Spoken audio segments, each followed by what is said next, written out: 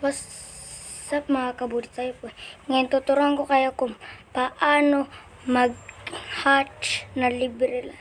Mag-auto hatch sa Pet Simulator X na libre lang.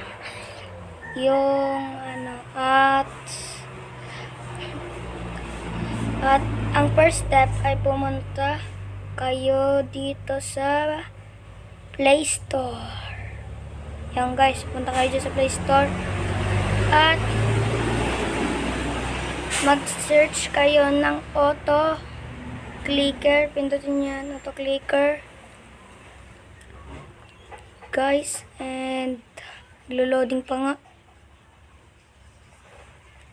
and hanapin nyo tong yan, auto clicker, yan, download nyo yan kasi na-download nyo yan, download nyo yan at tapos at pagka-download mo nyan, punta ka sa iyo doon.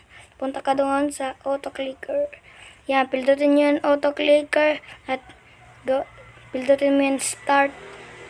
And yan guys.